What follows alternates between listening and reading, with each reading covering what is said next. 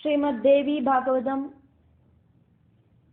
1வது ஸ்கந்தத்தில 15வது அத்தியாயம் பார்த்துட்டு இருக்கோம். இதுக்கு முன்னால இருந்த அத்தியாயத்துல வேதவியாசர் ஸ்ரீசுகன் கிட்ட திருமணம் பண்ணிக்க சொல்றார், வம்சத்தை அபிவிருத்திப்படுத்த சொல்றார். அதெல்லாம் பார்த்தோம்.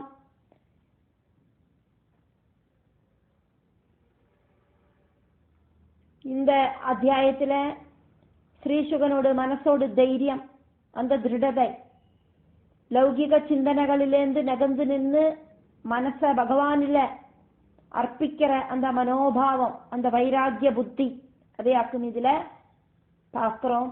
அதனால ஸ்ரீசுக ஓவாஜா, ஸ்ரீசுகன் அப்பாவுக்கு ரிப்ளை சொல்றார்.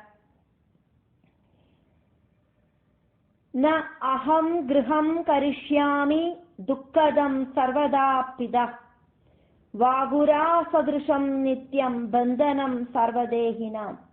நாஹம் கிருஹம் கரிஷ்யாமி துக்கதம் சர்வதா பிதா வாகுரா சதுருஷம் நித்யம் பந்தனம் சர்வதேகினாம். நான் கண்டிப்பா கிரகஸ்தாசிரமத்தை சீகரிக்க மாட்டேன். அப்பா, அது எல்லா விதத்திலையும் துக்கத்தை தரக்கூடின ஒன்னாக்கும். வேட்டக்காரனோட கையில இருக்கிற வலை இருக்கே, அந்த வலைக்குள்ள போய் சிக்கினானாக்கா அது எந்த ஜீவி ஆகட்டும், அந்த ஜீவிகளுக்கு அது ஒரு பந்தனமாக்கும்.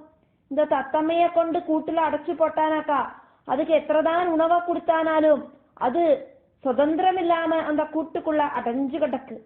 அதே மாதிரி வேட்டக்காரனோடு வலைக்குள்ள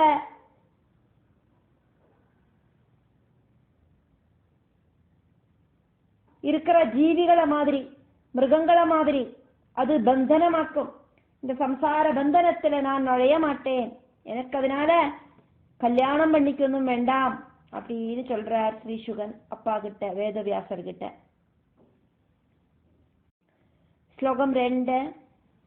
தன சிந்த ஆதுராணாம் ஹி க்வ சுகம் தாதா திருஷ்யதே ஸ்வஜனைஹி கலு பீட்யந்தே நிர்தனா லோலுபா ஜனாஹ.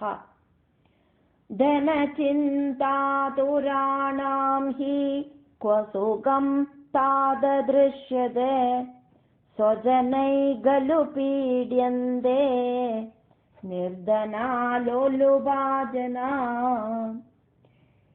பணம் சம்பாதனம் பண்ணணும் அப்படின்னு சிந்தனை பண்ணி அதுல சிரமம் அனுபவிக்கிறவாளுக்கு எப்படியாக்கும் சுகம் அனுபவிக்கிறதுக்கு சாதிக்கும்? அவளுக்கு மனசுக்கு ஒரு அமைதி அப்படிங்கிறது இல்லையே. அதே மாதிரி பணம் இல்லாதவா, அதே மாதிரி விஷயாசக்தரா இருக்கிற ஜனங்கள், இவாளையெல்லாம் சொந்தம் ஜனங்களும் பீடிப்பிக்கிறா, சிரமப்படுத்துறா அப்படின்னாக்கும் இந்த ஸ்லோகம். ஸ்லோகம் 3. இந்திரோஹோ அபி ந சுகி தாத்ருக்ய ஆத்ருஷோ ஆத்ருஷஹ பிட்சு நிஸ்பிருஹ கஹ அன்யஹ ஸ்யாத் இஹ சம்சாரே த்ரிலோகி விபவே சதி. இந்திரோ பின சுகி தாத்ருக்யாத்ருஷோ பிட்சு நிஸ்பிருஹ கோன்யஸ்யாதிஹ சம்சாரே த்ரிலோகி விபவே சதி. எந்த விதமான ஆக்கிரகமும் இல்லாத பிட்சு, பிச்சைக்காரன் எந்த அளவுக்கு சுகமாயிருக்கிறானோ அந்த அளவுக்கு கூடியும் சுகமல்ல இந்திரனுக்கு கூடியிட்டும். 3 லோகத்துல இருக்கிற சம்பத்தெல்லாம் கூட்டி குமிச்சு வச்சானாலும் இந்த சம்சார சாகரத்துல ஒரு ஒண்ணுமே இல்லாத நிர்தனன மாதிரி, பிச்சைக்காரன மாதிரி சுகியாயிட்டு வேற ஆராக்கும் இருக்கா. ஸ்லோகம் 4. தபந்தம் தாபசம் திருஷ்டுவா மகவா துக்கிதஹ அபவத் விக்னான் ബഹുവിധാനസ്യ കരോതിജ ദിവസ്പതിഃ തബന്തം താപസം ദൃഷ്ട്വാ മഘവാ ദുഃഖിതോ ഭവത് വിഘ്നാൻ ബഹുവിധാനസ്യ കരോതി ച ദിവസ്പതി. தபசு செய்யற தாபசனை பார்த்தானாக்கா தேவேந்திரனுக்கு உடனடியா ஒரு துக்கம் வரும். என்னத்தினாலியாக்கும் அந்த துக்கம் வருது அப்படின்னாக்கா, தபசு பண்ணி பண்ணி அந்த சக்தியால அந்த தாபசனுக்கு ஒருவேளை இந்திர பதவி வேணும் அப்படிங்கிற ஆக்ரகத்தால வரங்கேட்டு பகவான் எல்லாம் கொடுத்துட்டா இந்திர பதவி அப்படிங்கிறது பறி போயிடும். அதனாலேயே 100 அஸ்வமேத யாகங்கள் பண்ணினதுக்கு ஈக்குவலாக்கும் நல்ல நல்ல தபசுகள் எல்லாம். அப்படி அந்த தபசு பண்ற அந்த யோகிக்கு பகவான் பிரத்யட்சப்படுறத இந்திர பட்டம் வேணும் அப்படின்னு கேட்க தோணித்துனா இந்திர பதவி தந்துட்டேன் பிடிச்சுக்கோ அப்படின்னு பிரம்மா கொடுத்துட்டார் அப்படின்னாக்கா, அப்படி இல்லைன்னா பரமசிவன் கொடுத்துட்டார், அம்பாள் கொடுத்துட்டா, மகாவிஷ்ணு கொடுத்துட்டார் அப்படின்னாக்கா, அதனால தேவேந்திரனுக்கு ஒரு பயம் இந்த தாபசர்களை பார்த்தானாக்கா உண்டாகும். அது ஒரு துக்கமாயிட்டே மாறிடும். அந்த தபச டிஸ்கண்டினியூ பண்ண வைக்கிறதுக்கு என்னவாது வழி இருக்கா அப்படின்னு பலவிதமா யோசனை பண்ணி அப்சர ஸ்திரீகளை எல்லாம் அனுப்பிச்சு விடுவார். அதே மாதிரி அசுரர்களை அனுப்பிச்சு விடுவார். எப்படியாவது அந்த தபசுக்கு விக்னம் இருக்கிறதுக்கு வேண்டிட்டு. இதெல்லாம் நிறைய புராணங்கள் கதைகளில நம்ம அதெல்லாம் இந்த இந்திரனோடு பொறாமை இந்திரனுக்கு உண்டாகிறதும் கோபம் வர்றதும் எல்லாம் நம்ம பார்க்கிறதுக்கு சாதிக்கும். அப்படி உடனடியா தேவேந்திரன் பலதரத்துல அந்த தபசு பண்றவனோடு தபசையும் டிஸ்கண்டினியூ பண்றதுக்கு முயற்சி பண்ணுவேனே இப்படின்னு எல்லாம் இங்க ஸ்ரீசுகன் சொல்லின்னு இருக்கார். அப்ப இந்திர பதவி அப்படிங்கிறது கூடியும் ஒரு சுகமான வாழ்க்கை கிடையாது. அந்த இந்திரனுக்கு கூடியும் துக்கம் வருது. சொர்க்கம் அப்படின்னாக்கா சுக சௌகரியமான வாழ்க்கை அப்படின்னு அர்த்தம். அந்த சொர்க்கத்திலே இருக்கிற அதிபதியா இருக்கிற இந்திரனுக்கு கூடியும் துக்கம் அப்படிங்கிறது உண்டாகத்தான் செய்யறது. ஸ்லோகம் 5.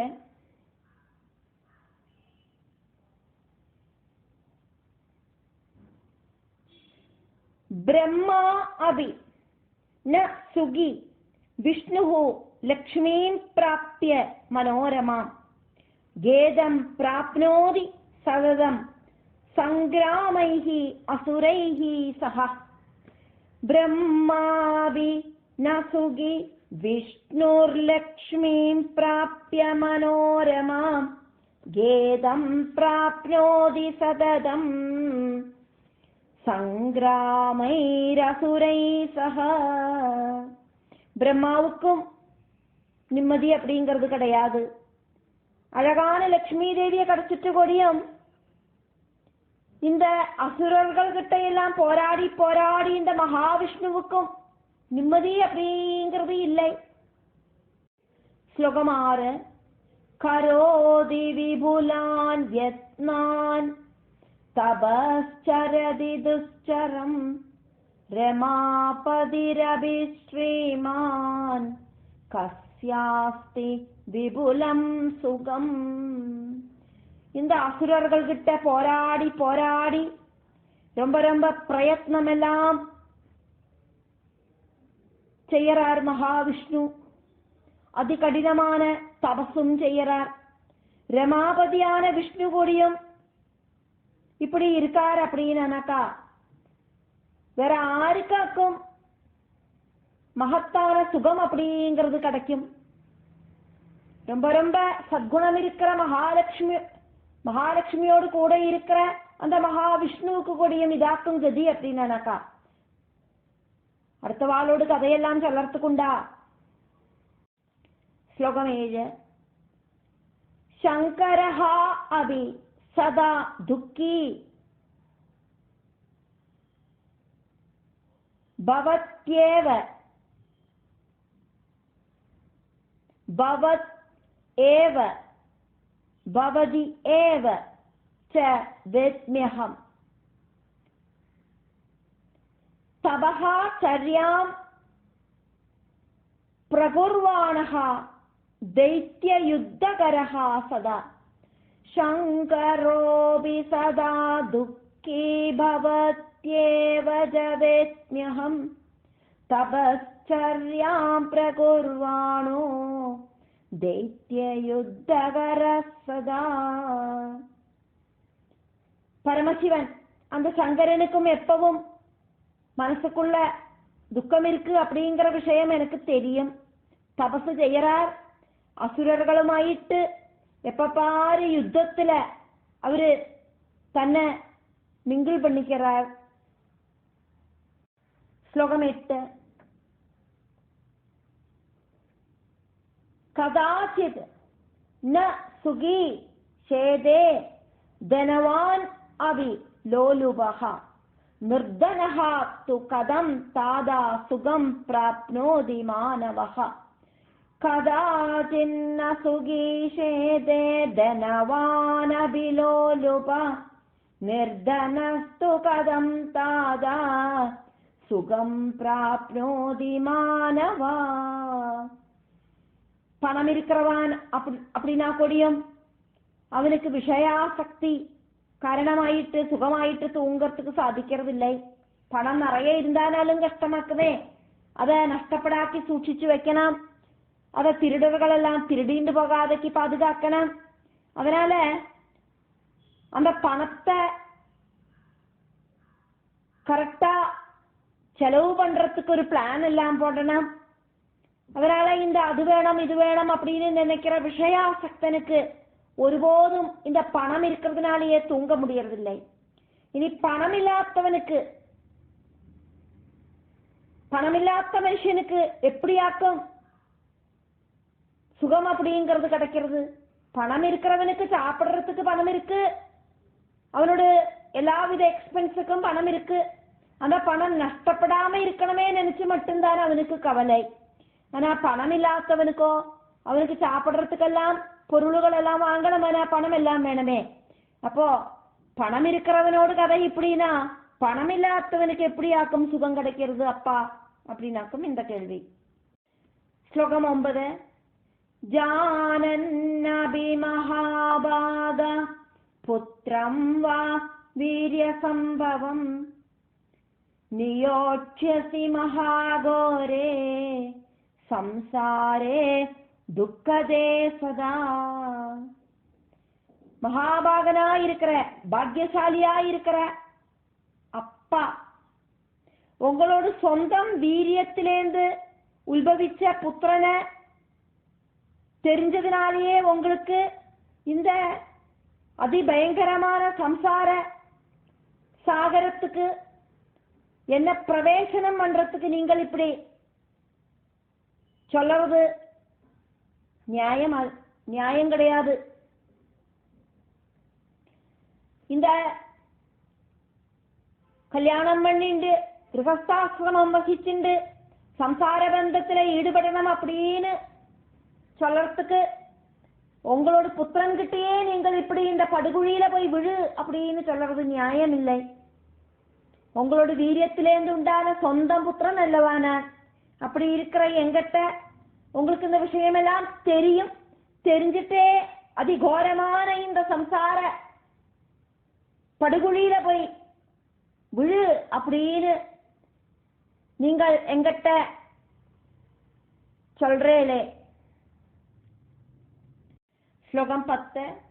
ஜன்ம துக்கம் ஜரா துக்கம் துக்கம் ச மரணே ததா கர்ப்பவாசே புனர் துக்கம் விஷ்டாமூத்ரமயே பிதா. ஜனனத்துல துக்கம் இருக்கு, இனி வயசாகறத துக்கம் வருது.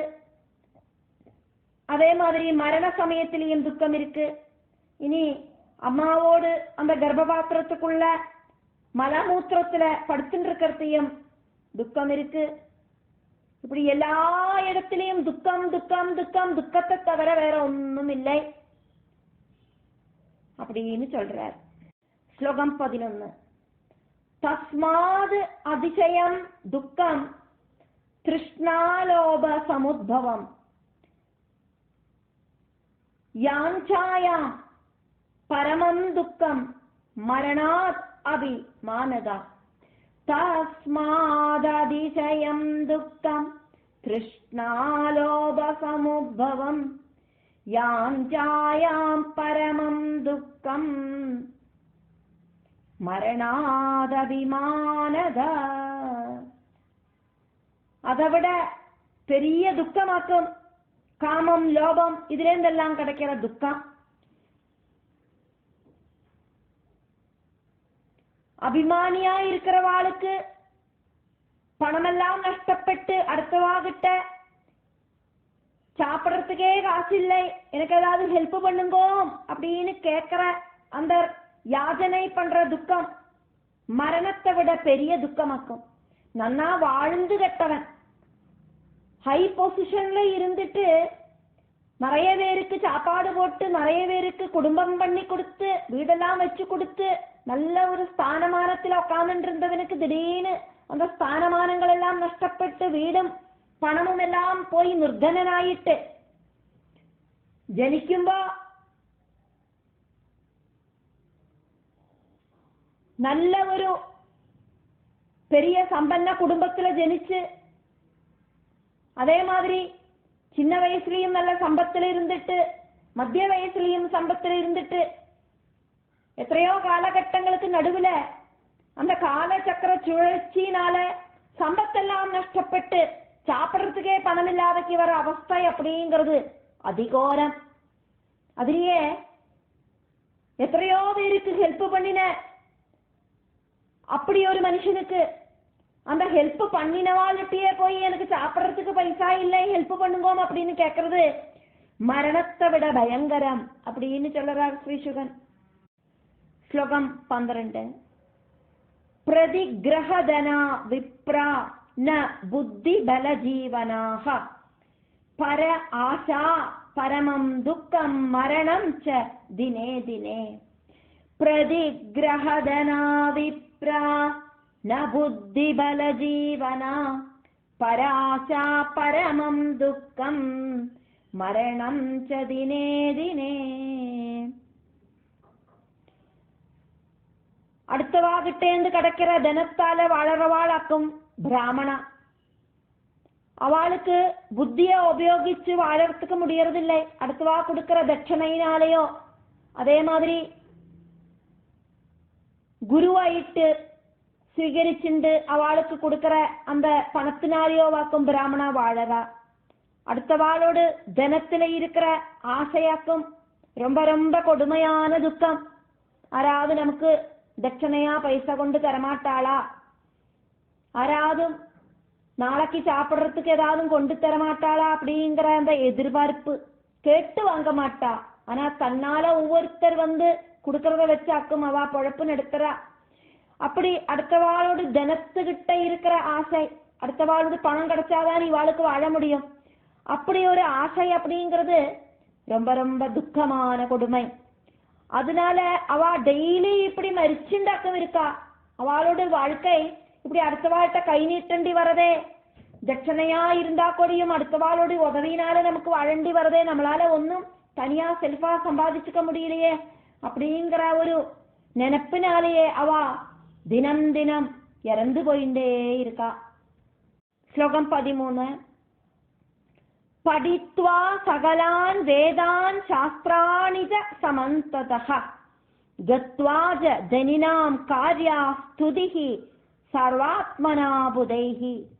வேத சாஸ்திராதிகள் எல்லாம் படிச்ச வித்வான்மார்களுக்கு கூடியும் தனம் இருக்கிறவாள்கிட்ட போய் அவளை நன்னா ஸ்துதிச்சாதான் அவாகிட்ட இருந்து பணம் இவாளுக்கு கிடைக்கிறது. இது என்ன ஒரு நிலைமை, கொடுமையான விஷயமாக்கும் இது. வேத சாஸ்திரங்களை விற்கிற மாதிரி அல்லவோ இருக்கு. வேத சாஸ்திரங்கள் எல்லாம் படிச்ச ஞானிகள் அவளுக்கு சாப்பிடுறதுக்கு அந்த வேதங்களை விற்கண்டி வர்றது. வித்வான்மார்கள் தனவன்மார்கள் கிட்ட போயிட்டு பணம் இருக்கிறவாள்கிட்ட போயிட்டு அவளை ஸ்துதிச்சு பாட வேண்டி வர்றது. இதெல்லாம் ரொம்ப கொடுமை அல்லவா அப்படின்னு கேட்கிறார் ஸ்ரீசுகன் அப்பாவான வேதவியாசன் கிட்ட. ஸ்லோகம் 14. ഏകഃ ഉദരസ്യ കാ ചിന്താ പത്രമൂലഫലാദിഭിഃ യേന കേന അഭി ഉപായേന സന്തുഷ്ട്യാ ച പ്രപൂര്യത്തെ. ഏകോദരസ്യ കാ ചിന്താ പത്രമൂലഫലാദിഭിഃ യേന കേനാപ്യുപായേന സന്തുഷ്ട്യാ ച പ്രപൂര്യത്തെ. தன்னந்தனியாதான் இருக்கிறது அப்படின்னு சிந்தனை பண்ணறதுக்கு வேற என்ன வாக்கம் இருக்கு? இப்படியே நடந்து போலாம். புறத்த ஏதாவது மரங்களில பழங்களோ காயோ எல்லாம் இருக்கும், அதெல்லாம் பறிச்சு சாப்பிடலாம். ஏதாவது விதத்துல ஏதாவது கொஞ்சம் உணவை அப்படி எடுத்து வாயில போட்டு சாப்பிட்டு பயக்க ரொப்பிக்கலாம். அடுத்த வாழை சம்ரட்சிக்கணுமே, பாதுகாக்கணுமே, வீட்டுக்கு எடுத்துட்டு விஷயத்த கொண்டு போனமே, இப்படி இருக்கிற நினைப்பொன்னும் வேண்டாம். தனியா இருந்தானா இந்த உலகம் ஃபுல்லா எங்க வேணுமானா சஞ்சரிக்கலாம். காலையில வெளியில போயிட்டு மறுபடியும் வீட்டுக்குள்ள நுழையணுமே, வீட்டுக்குள்ள நம்மளை எதிர்பார்த்துண்டு நம்மளோட கையில இருக்கிற பணத்தை எதிர்பார்த்துண்டு வீட்டில் இருக்கிற குடும்பாங்கங்கள் இருப்பாளே, குழந்தை குட்டிகளுக்கு சாப்பாடு கொடுக்கணுமே, மனைவிக்கு தேவையான நகைகளும் வஸ்திரங்களும் எல்லாம் கொடுக்கணுமே, இப்படி இருக்கிற சிந்தனை ஒன்றும் வேண்டாமே. தன்னந்தனியா இருந்தா வேற என்னவாக்கும் சிந்திக்கிறதுக்கு இருக்கு?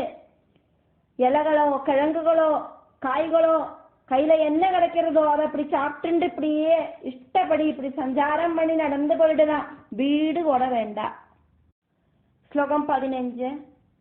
பாரியா புத்ரா சதா பௌத்ரா குடும்பே விபுலே சதி பூரணார்த்தம் மஹதுக்கம் கொசுகம் பிதரத்புதம். மனைவி, குழந்தைகள், பேர குழந்தைகள் இவாளெல்லாம் சேர்ந்து இந்த குடும்பம் இப்படி பெருசானா அவளுக்கு சாப்பாடெல்லாம் போட்டு அவளை போற்றுறது அப்படிங்கிறது ரொம்ப ரொம்ப கடினம்.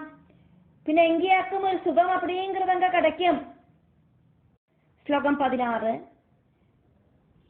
யோக சாஸ்திரம் வத மம ஞான சாஸ்திரம் சுகாகரம் கர்ம காண்டே கிலே தாதா நரமேஹம் கதாஜன. யோக சாஸ்திரம் வத மம ஞான சாஸ்திரம் சுகாகரம் கர்மகாண்டே அகிலே தாதா ந ரமே அகம் கதாஜன. அப்பா, சுகப்பிரதமான ஞான சாஸ்திரவும் யோக சாஸ்திரவும் எனக்கு உபதேசிச்சு தாருங்கோ. கர்மகாண்டத்துல எனக்கு எந்த விதமான தாற்பயமும் ஒருபோதும் இல்லை. இந்த கிரகஸ்தாசிரமம் வகிச்சுருக்கிற கர்மகாண்டம் எனக்கு வேண்டாம். அதனால ஞான சாஸ்திரத்தையும் யோக சாஸ்திரத்தையும் எனக்கு உபதேசிச்சு தாருங்கோ. ஸ்லோகம் 17. வத கர்மக்ஷயோபாயம்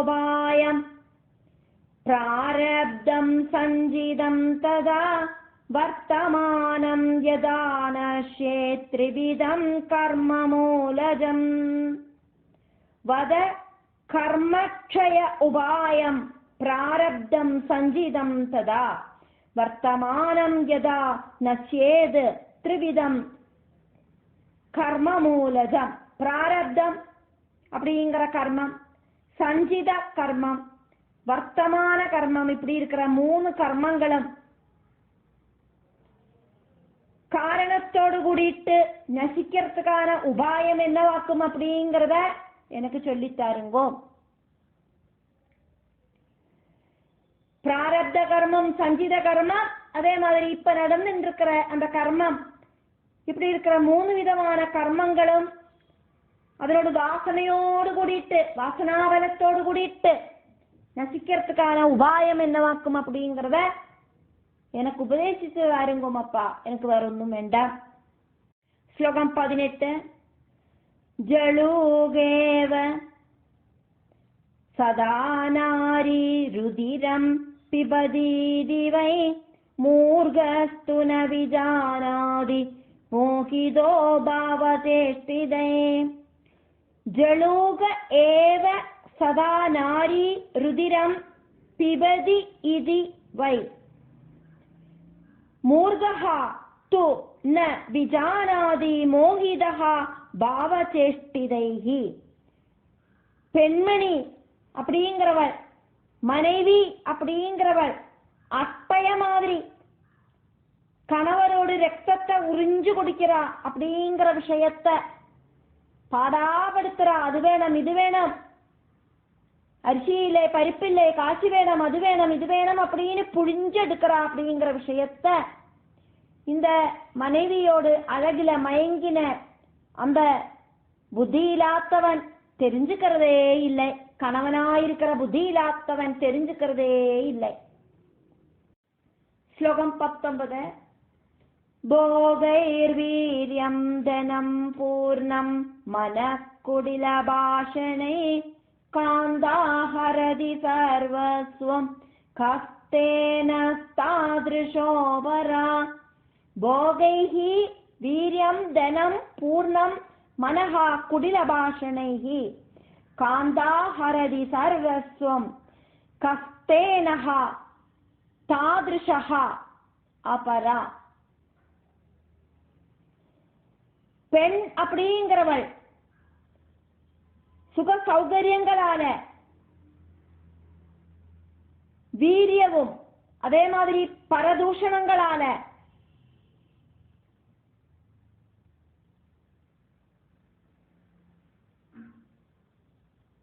அப்படி இல்லைன்னா ரொம்ப ரொம்ப குருவலான வார்த்தைகளால பணத்தை மட்டுமில்லை மனசையும் சர்வசையும் திருடரா. அது மாதிரி ஒரு திருடன் வேற ஆராக்கம் உள்ளது.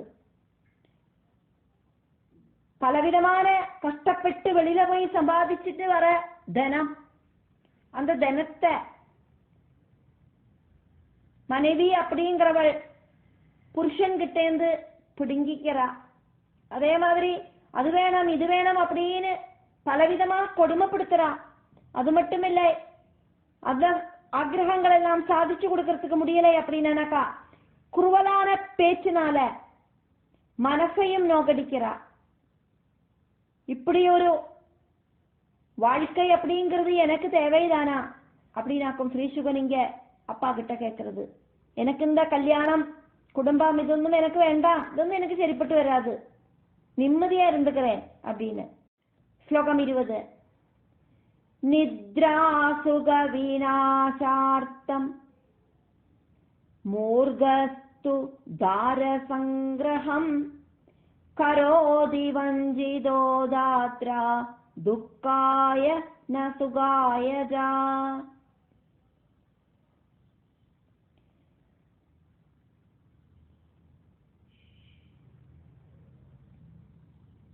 தூக்கம் அப்படிங்கிறது டிஸ்டர்ப் ஆகிறது. இந்த தூக்கத்தை கெடுக்கிறதுக்காகவே இந்த மூடன் புத்தியில்லாதவன் தார சங்கிரகம் மனைவிய கல்யாணம் பண்ணிக்கிறான். சுகிக்கிறதுக்குன்னு நினைச்சுட்டாக்கும் கல்யாணம் பண்ணிக்கிறான். ஆனா அவனுக்கு அது சுகம் அப்படிங்கிற அனுபவம் அப்படிங்கிறது உண்டாகிறது இல்லை, துக்கம்தான் ஜாஸ்தியா உண்டாகிறது அப்படின்னாக்கும் இந்த ஸ்லோகம்.